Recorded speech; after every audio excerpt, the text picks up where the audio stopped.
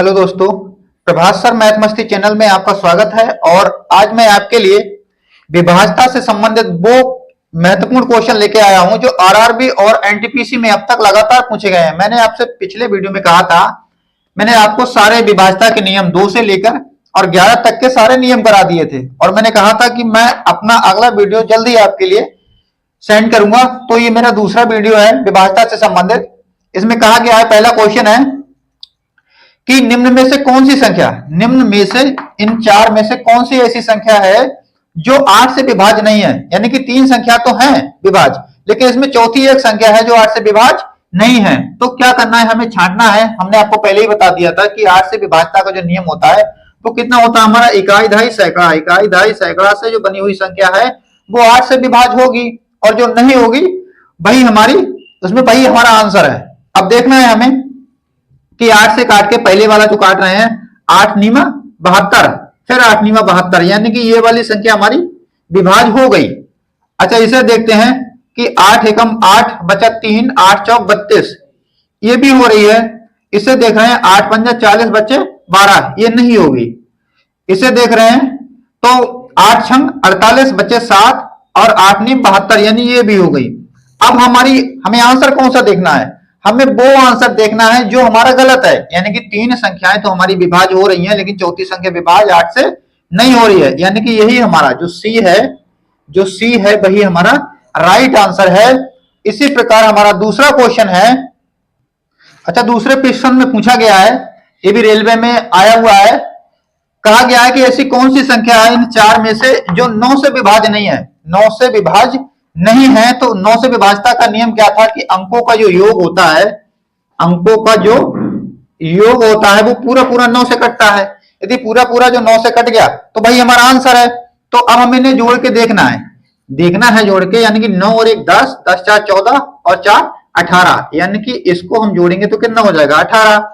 इसको देखते हैं तो कितना हो जाएगा हमारा, देखते हैं 8 7 7 14, 7 7 14, 14 और 2 16, 16 और 3 16 और 3 19, 19 और 8 27, 27 हो गया। इसे देखते हैं तो कितना हो जाएगा 5 3 8, 5 3 8, 8 8 16 17 18। इसे देखते हैं तो कितना हो जाएगा 4 5 9 9 9 18 और 3 21। अच्छा, सबको हमने जोड़ लिया। अब हम देखते हैं कि इनमें से 9 से कौन सी संख्या है जो पूरी पूरी विभाजित हो रही है।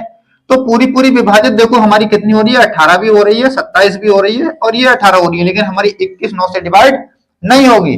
तो जो हमारी डिवाइड 9 से नहीं होगी वही हमारा आंसर है, यानी कि डी ऑप्शन हमारा राइट आंसर है। इसी प्रकार हमारा अब अगला क्वेश्चन है, तीसरा क्वेश्चन दिया गया है। इनने कहा है कि निम्नलिखित में से कौन सी ऐसी संख्या है जो हमारी 9 और 11 से विभाज्य है। 9 और 11 से, अब इनमें हमें ये संख्या छांटनी है कि हमारी एक संख्या ऐसी है जो हमारी 9 से भी विभाज्य है और 11 से भी विभाज्य है। ये क्वेश्चन भी रेलवे में आया हुआ है। इनने कहा है कि अब हमें देखना है 9 से विभाज्यता के, तो हमें जोड़ के देखना है। तो जोड़ के अब हम देखेंगे तो हम इससे जोड़ेंगे तो कितना हो जाएगा हमारा 7 8 9 9 9 18, 18 और 9 27, 27। इससे जोड़ेंगे तो हो जाएगा 8 और 1 9 9 18। इससे जोड़ेंगे तो हो जाएगा 5 4 9 9 और 1 10 10 15। इससे जोड़ेंगे तो कितना हो जाएगा हमारा 36। अच्छा, 36। अब हम 9 का रूल लगाएंगे तो देखो 9 से हमारी ये कट रही है, ये कट रही है और ये कट रही है, लेकिन 9 से ये नहीं कट रही है। तो सीधी सी बात है, ऑप्शन से भी हमारा आंसर क्या हो गया, ठीक हो गया। लेकिन अब हम इसे देख ले रहे हैं कि ये 9 से तो नहीं कटी, लेकिन क्या ये वास्तविक 11 से भी नहीं कटेगी। तो 11 से काटने के लिए क्या करना है, हमें पहले विषम देखना है। विषम यानी 5 3 8, 5 3 8 और 1 9, कितना हो गया हमारा हो गया 9। अब हमें देखना है सम, यानी कि सम हो रहा है कितना 4 और 2 6, यानी कि 6 से यदि हम 9 घटाएं तो ना तो हमारा 0 आ रहा है ना ही हमारा 11 आ रहा है। तो इस प्रकार हमारी संख्या कौन सी हो रही है, सी हमारा जो है राइट आंसर है तीसरे क्वेश्चन का। अगला क्वेश्चन है हमारा अच्छा, क्वेश्चन नंबर 4 में पूछा गया है कि ये संख्या दी गई है, ये जो संख्या दी गई है ये 11 से डिवाइड होगी। 11 से डिवाइड करने के बाद इन्होंने पूछा है कि x और y का जो योग है इस 4 ऑप्शन में से किसके बराबर होगा। तो किसके बराबर होगा, तो हमें क्या करना है, हमारे लिए पहले विषम देखना है, यानी कि 5 और 3 8, 8 और 4 12, 12 और 5 17, कितने हो गया 17 माइनस। अब हमें देखना है समसम, तो समसम कितना हो जाएगा, यानी कि हम इधर देखेंगे तो बाई एक्स 0, यानी कि 0 प्लस एक्स प्लस वाई बराबर किसके रखते हैं हम 0 के बराबर। तो अब ये तो दोनों हो गए एक्स प्लस वाई, माइनस वाला उस साइड में भेज दो तो कितना हो जाएगा 17, यानी एक्स प्लस वाई का जो योग है वो किसके बराबर होगा 17 के बराबर, यानी कि ऑप्शन सी हमारा राइट आंसर है। इसी प्रकार हमारा अगला क्वेश्चन है। अच्छा, क्वेश्चन 5 में पूछा गया है कि 11 अंकों की ये संख्या है, 11 अंकों की ये संख्या है जो 72 से डिवाइड करने पर 72 से डिवाइड होती है, और डिवाइड होने पर हमें 3k प्लस 2p का मान इसमें वैल्यू क्या करनी है। तो क्या करना है ऐसे क्वेश्चन के लिए, अब हमें देखना है कि 72 से, तो 72 का यदि हम फैक्टर करेंगे तो हमारा हो जाएगा 8 नीमा 72, यानी कि हमारा इस सवाल में जो रूल लगेगा, जो नियम लगेगा वो 8 और 9 दोनों का लगेगा। तो सबसे पहले तो हमें 8 का देखना है, क्योंकि हम 8 का रूल हमारा कहां लगता है, इकाई, दहाई और सैकड़ा पे। तो हमें 8 का रूल लगाना है। 8 का रूल लगाने के लिए हम क्या करेंगे, तो मैं आपको एक सरलता से थोड़ी बता दे रहा हूं कि 8 का रूल लगाने के लिए क्या करते हैं।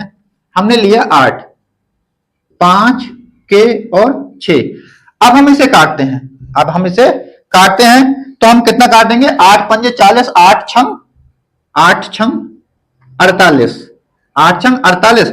अच्छा, अगला जो हमारा बचा 6 हम उसे लिख लेते हैं, उसे लिख लेते हैं। अब हमें याद करना है कि हमारी k की वैल्यू, हमें अपने जो k की वैल्यू लाना है वो क्या लेके आएंगे। तो k की वैल्यू लाने के लिए अब हमें इस 48 में, यानी कि इस 8 में से हम कितना घटाएं कि हमारी यहां पर कितना आ जाए 16 पूरा पूरा कट जाए। तो जो 16 पूरा पूरा काटेंगे तो हम कितना काटेंगे, यदि हम यहाँ पर 1 रख दें तो हमारा कितना हो जाएगा 51। अच्छा, 51 से हम 51 रख दें तो कितना हो जाएगा, यदि 0 रख दें, यदि हम यहाँ 0 रख दें तो कितना बचेगा हमारा 2, तो 26 जो है 8 से नहीं कटेगा। यदि हम 1 रख दें तो हो जाएगा हमारा 51। अब 51 से 48 जाएगा तो बचेगा 3, 3 अट्ठा 24 और 3 दूनी 27, यानी कि वो 8 पंजे 40, 8 से फिर 36 भी नहीं कटेगा। अब हम यहाँ रखेंगे 3, अगर हम यहाँ 3 रखेंगे तो हमारा कितना बचेगा यहाँ पर 5, यानी 8 सत्ते 56, पूरा पूरा कट गया। तो यानी कि k की वैल्यू कितनी आ गई 3।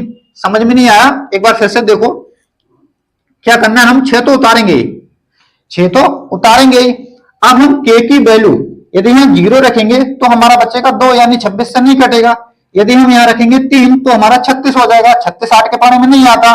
अब यहाँ रखेंगे हम 3 तो हमारा कितना बचेगा 56, और 56 8 के पारे में आता है, यानी कि हमारा k की जो वैल्यू आ जाएगी वो 3। अब हम इसे हटा देते हैं यहाँ से, अब हम इसे हटा देते हैं। अब हमें क्या देखना है, अब हमें देखना है 9 का। अच्छा, 9 के लिए तो हमने बताया था कि हम क्या करना है, योग करना होता है। तो हम इन सभी संख्याओं को जोड़ते हैं, जब इन सभी संख्याओं को जोड़ते हैं तो हमारा कितना बचेगा, इन k की जगह 3 लगा के हमारा बचेगा 52, हमारा बचेगा 52। इन सभी संख्याओं को जोड़ेंगे तो कितना हो जाएगा योग 52। अच्छा, 52 जो है हमारे 9 के पहाड़े में नहीं आता है, तो 52 से हमें एक बढ़ती देखना है, यानी कि 9 के पहाड़ा ऐसा पढ़ो कि 52 से ज्यादा आ जाए, यानी 9 छक 54, 9 छक 54। अब हम 54 से कितना आ जाएंगे 52 घटाएंगे तो कितना हो जाएगा हमारा 2 बचेगा। अच्छा, ये मैंने क्या किया एक बार मैं आपको फिर से बता दे रहा हूं सही से।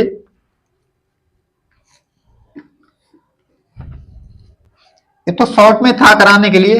हमारा बचा है यहां पर 52 प्लस p, 9 से डिवाइड करना है और हमें क्या करना है 9 छक 54, यानी कि एक बढ़ती।